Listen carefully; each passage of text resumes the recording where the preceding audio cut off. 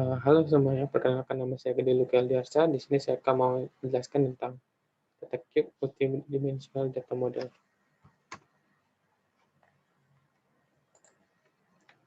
Data cube merupakan suatu pengimplementasian dari data warehouse dalam menjelaskan tentang berbagai banyak data sehingga pembaca atau klien dapat mengerti tentang berbagai banyak data yang kita sajikan, sehingga setiap datanya dapat menjadi suatu gambaran bagi klien atau pembaca mengenai tentang konsep awal dalam pembuatan suatu data warehouse.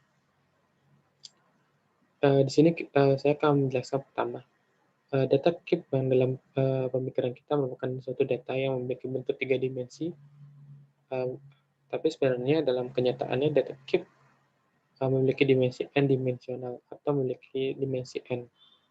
Agar kita dapat lebih jelas mengerti tentang data cube, pertama saya akan menjelaskan tentang data cube memiliki bentuk 2D, kemudian akan kita ubah ke dalam cube data yang 3D. Yang pertama, cube data 2D. Cube data 2D digambarkan ke dalam bentuk suatu diagram atau suatu bagan yang di sini menjelaskan tentang yang bisa kita lihat seperti di gambar berikut. Yang pertama adalah time atau quarter. Di sini menjelaskan tentang quarter-quarter waktu yang dari Q1 sampai Q4. Kemudian kita juga menjelaskan tentang item atau barang yang kita jual, yang kita sajikan ke dalam 4 segmen. Yang pertama home entertainment, computer, phone, security. Dan di bagian item tersebut terdapat user detail atau banyak data yang terjual. Kemudian dari data 2D tersebut kita akan mengubahnya ke dalam bentuk 3 dimensi yang akan berbentuk cube atau kubik. Dari data penjualan barang elektronika dari All Electronics yang meliputi waktu, item atau barang, dan juga lokasinya yang disajikan ke dalam bentuk 2D atau 2 dimensi. Lalu kita akan mengubah setiap bagian tersebut menjadi bentuk cube seperti ini.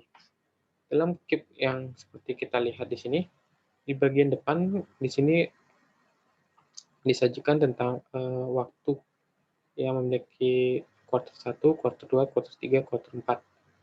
Nah, di dalam quarter waktu tersebut, di bagian depan di sini ada penjelasan mengenai tentang jumlah atau unit barang yang terjual atau itemnya. Untuk di Q1 home entertainment 605 dan seterusnya sesuai dengan tabel data yang telah ada di dalam bentuk 2D tersebut. Nah, setiap segmen pasar tersebut yang dijelaskan dalam bentuk 3D nantinya akan kita bisa ubah, kita potong sehingga kita akan peroleh banyak data. Misalnya kita di sini akan mencari data mengenai komputer dalam kuartal pertama. Di sini kuartal pertama akan menampilkan komputer yang di kuartal pertama 605 dan seterusnya. Ini berasal dari supplier pertama itu supplier 1, untuk supplier kedua, dan supplier berikutnya. Di sini dari penjelasan yang ada, di sini supplier itu berasal dari kota-kota dari lokasi tertentu. Dari penggambaran 3D tersebut, artinya kita bisa lebih merinci lagi melalui penggambaran 4 dimensi. Dan dalam penggambaran 4 dimensi, nantinya setiap data yang kita miliki yang berawalan dari all itu dapat kita bagi-bagi kembali dari bentuk waktu, akan mengarah ke time supplier, location, dan lain sebagainya, memiliki kerincian semakin rinci dari jenis-jenis dimensi yang lainnya. Dalam data cube, kita mengenal berbagai banyak dimensi. Dimensi yang paling ringkas adalah dimensi ke-0, yang dikenal dengan dimensi puncak karena memiliki keringkasan yang paling ringkas. Dengan bertambahnya jumlah dimensi akan membuat data semakin detail dan semakin jelas untuk dimengerti oleh klien. Sekarang saya akan menjelaskan secara lebih rinci mengenai data cube 3 dimensi.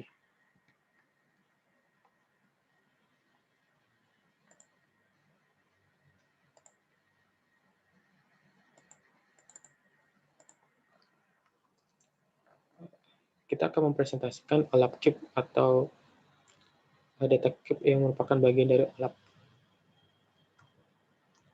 Dalam penggambaran data warehouse dalam operasionalnya, yang meliputi berbagai operasi yang bisa berasal dari segmen pasar, transaksi, dan lain sebagainya, kita memerlukan suatu ilustrasi atau gambaran sehingga data-data tersebut dapat kita ilustrasikan dengan cepat, ringkas, dan mudah dipahami dari abstrak dari banyak data yang memiliki nilai abstrak. Oleh karena kita mengenal dengan nama cube data. Cube data di sini saya mengambil cube data 3 dimensi yang yang tadi telah saya jelaskan. Dalam multidimensional penggambarannya, apabila kita mengambil cube data 3 dimensi, di sini setiap warnanya akan menjelaskan dari setiap segmen pasar atau segmen yang kita ambil. Misalnya kita mengambil contoh, kita akan menggambarkan cube data 3 dimensional yang bagian atas merupakan tempat atau lokasi, bagian bawah adalah waktu atau quarter, dan bagian kanan adalah item-item yang kita ambil. Nah, dari penggambaran 3 dimensi tersebut, kita dapat menjelaskan secara lebih rinci kepada klien.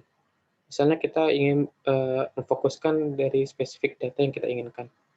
Misalnya kita ingin menunjukkan kepada klien jenis atau interpretasi yang kita inginkan. Misalnya kita menginginkan profit satu yang memiliki paling rendah, expansion-nya satu juga, dan penjualannya juga satu. Maka akan digambarkan dalam interpretation yang berwarna merah atau berwarna ungu. Itu menandakan kita ingin melakukan pembelian barang seminimal mungkin, dan untuk penjualan interpretation-nya kita mengambil 44 misalnya, atau profit-nya maksimal, expense-nya maksimal, dan penjualannya juga maksimal. Itu dapat kita jelaskan dalam explantation template atau penggambaran secara sel yang bisa dilihat dari fokus ke specific data point. Selain itu, kita juga bisa menjelaskan kepada klien yang bernama scaling atau irisan. Irisan ini hampir mirip dengan yang tadi, bedanya kita di sini akan dari data cube yang besar, kita akan mengiris data cube yang menjadi satu irisan, kemudian kita iris lagi menjadi bagian paling kecil. Dari sini kita bisa memfokuskan dari yang terbesar menjadi yang paling kecil agar klien atau pembaca bisa mengerti tentang konsep data yang kita ingin sajikan. Berikutnya ada pivoting operation. Di sini saya akan menjelaskan cube yang memiliki banyak sisi tersebut walaupun memiliki banyak sisi, apabila kita bolak-balik dan kita ubah rotasi, data tersebut tidak mengalami perubahan, sehingga pembaca atau pendengar atau klien bisa mengerti tentang penjelasan dari data cube yang kita miliki. Jadi apabila kita memiliki cube yang pertama dari sisi sini, di sini akan menjelaskan tentang penjualan quarter barangnya di setiap daerah. Apabila kita melakukan rotasi, data tersebut akan lebih fokus kepada waktu penjualannya, bukan daerahnya lagi. Namun tetap setiap cube ini tidak mengalami perubahan dari nilainya, hanya pemfokusan dari nilainya saja yang berubah. Yang awalnya menampilkan tentang daerah, berikutnya menjadi waktu. Demikian dari penjelasan saya, semoga dapat dimengerti. Sekian, terima kasih.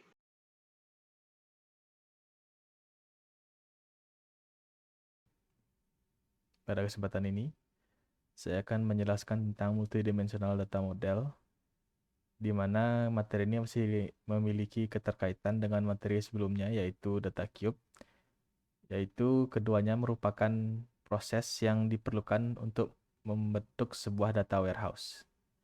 Langsung saja kita ke materinya.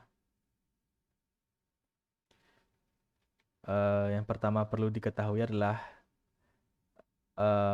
bagaimana cara membuat multidimensional data model. Di multidimensional data model terdapat dua jenis tabel yang ada, yaitu fact tabel dan juga dimension tabel. Fact tabel ini sendiri memiliki measure dan dimensional tabel ini memiliki atribut sumbu. Measure ini sendiri berarti nilai yang dapat diukur, dan atribut sumbu ini merupakan keterikatan dengan dimension yang sebelumnya sudah dijelaskan di DataCube. Bisa di sini bisa dilihat penjelasan tentang fact table. Fact table adalah tabel yang umumnya mengandung sesuatu yang dapat diukur, yaitu measure, seperti harga, jumlah barang, dan sebagiannya. Fact table juga merupakan kumpulan dari foreign key dan primary key yang terdapat pada masing-masing dimension tabel. Fact table juga mengandung data yang historis. Lalu untuk dimension tabel adalah tabel yang berisi data detail yang menjelaskan foreign key dan terdapat pada fact table. Atribut-atribut yang terdapat pada dimension tabel dibuat secara berjenjang atau hierarki yang memudahkan untuk proses query. Berikut merupakan gambaran dari bagaimana data cube tersebut bisa direpresentasikan ke dalam multidimensional data model. Seperti gambar dimensi A, dimensi B, dan juga dimensi C memiliki measure-nya masing-masing, yaitu cube A dan A, B, C. Untuk representasi ke multidimensional data model sendiri bisa dilihat seperti berikut. Dimension tabel merupakan tabel yang saling terhubung ke tabel utama, yaitu ke fact tabelnya.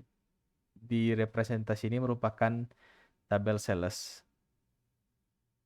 Tabel sales ini memiliki 3 buah measure, yaitu dollar, units, dan juga average sale. Bisa dilihat lebih jelasnya dari gambar ini. Lalu kita lanjut ke skema yang ada di dalam model data multidimensi. Ada 3 buah skema, yaitu star skema, snowflake skema, dan juga phase constellation skema atau skema galaksi. Ini penjelasan dari ketiganya. Star skema memiliki satu fact table di tengah yang terhubung dengan beberapa tabel dimensi yang saling berkaitan dengan fact table tersebut. Representasi yang saya tunjukkan sebelumnya merupakan salah satu contoh dari star skema. Dan untuk snowflake skema ini bisa dianggap adalah penyempurnaan dari star skema karena tabel-tabel dimensi tersebut mungkin terdapat beberapa yang belum dinormalisasikan, sehingga snowflake skema ini merupakan bentuk normalisasi dari star skema. Dan bentuknya juga bisa berupa kepingan salju karena setelah satu dimension table terdapat dimension table lainnya di sampingnya. Dan terakhir untuk phase constellation skema atau juga skema galaksi. Ini adalah skema yang memiliki 2 ataupun lebih fact tabel yang terhubung ke dalam banyak tabel dimensi. Berikut merupakan representasi dari star skema. Bisa dilihat di sini ada beberapa bagian dari tabel dimensi location dan item yang seharusnya bisa dinormalisasikan. Ini bisa kita lihat nanti hasilnya di snowflake skema bagaimana bentuknya. Untuk poin dari star skema sendiri, tabel sales merupakan tabel fact-nya, dan time, branch, location, dan item merupakan tabel dimensinya. Lalu untuk snowflake skema, saya mengambil data yang sama.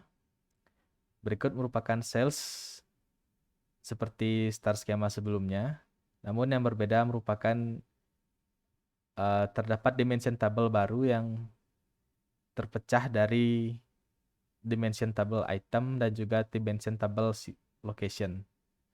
Ini merupakan dimension table supplier dan juga city. Bentuknya hampir mirip seperti star skema, namun perbedaannya hanya di sini saja, yaitu snowflake skema memiliki tabel dimensi yang mengarah ke tabel dimensi. Yang terakhir yaitu adalah phase constellation skema atau skema galaksi. Bisa dilihat di sini terdapat dua buah vektabel, yaitu sales dan juga shipping. Dari kedua vektabel ini eh, ada beberapa tabel dimensi yang saling berbagi dengan kedua vektabel ini. Seperti dimension table itemnya, selain terhubung juga dengan sales, dia juga terhubung juga dengan shipping. Jadi sudut pandang dari subjek itu bisa dilihat dari sudut pandang sales dan juga sudut pandang shipping.